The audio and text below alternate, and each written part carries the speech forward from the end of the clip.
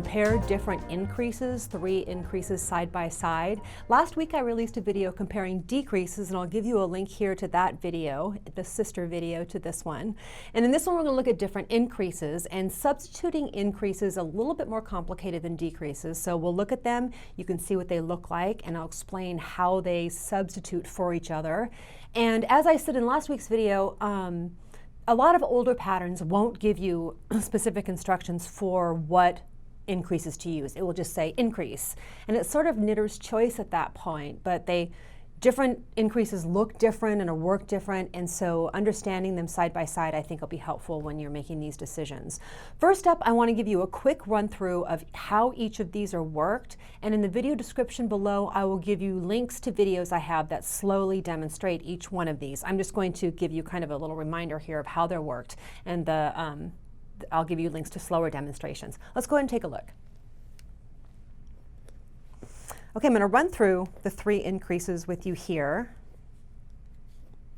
The first one is the most simple of them all. I'm just going to knit a few stitches. The first one is yarn over, and that's just when you're knitting, pulling the yarn forward and back and kind of just draping it over the right needle. And it ends up giving you a hole in the work, and it's not a real stitch. And if you are a continental knitter, a normal continental knitter, you'll want to just wrap the right needle and maybe hold on to that with the index finger of your right hand as you continue knitting. The next one is KFB, which is knit front back. You work a normal knit stitch, but don't pull the old stitch off the left needle. Swing the tip of your needle around to the back loop of the stitch and knit. And you've just made 2 stitches out of 1. I'll show you that one more time. Normal knit stitch, swing the needle around, work in the back loop of the stitch. And the next one is make one right.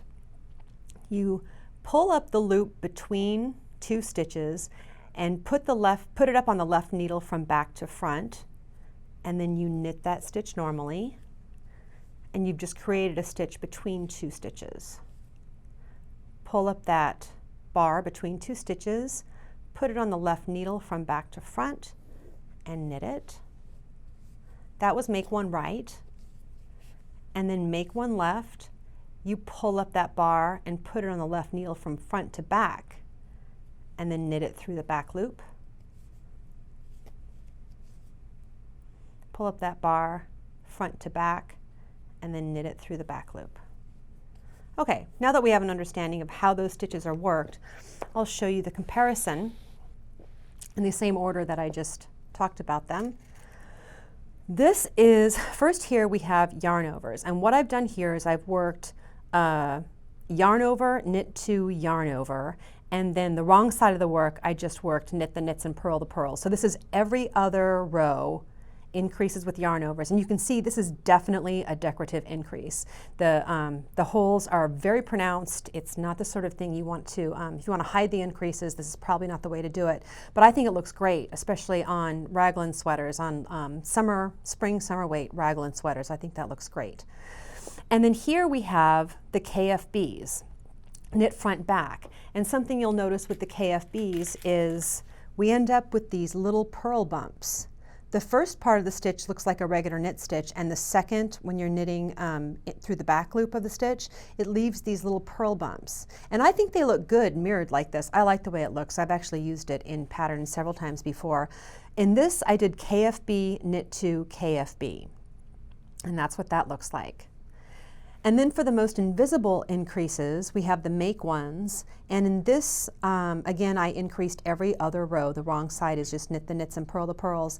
I did make one right, knit 2, make one left. And this has not been blocked, but you can imagine after blocking that this ends up being quite invisible. And you actually kind of have to look for it even before blocking. Now the reason that it's important, it's a little more difficult to substitute increases one for the other, is because yarn overs and make one stitches are worked between stitches and don't actually use up a stitch to be made. and KFBs actually use up a stitch. So it's easy to substitute make ones and yarn overs, no problem. You don't have to change anything with your pattern.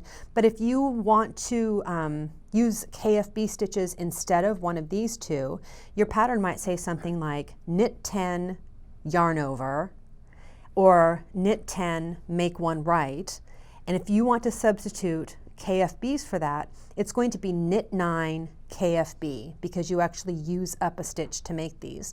And I've given you a really simple concept in how that is, and you kind of have to think through it with any given pattern that you're working on where you want to use a different increase. And there are other increases that, like make one and yarn over, like knit one below, or other lifted increases where they uses stitches in between, and KFB actually uses a stitch. I was about to go on and on and on there. The point is that you want to think about the kind of increase it is and how it's going to affect the pattern, and then think about that whole pattern and how you want the increases to line up when you start doing substitutions like that. Anyway, I hope this helps with comparing different increases. Good luck.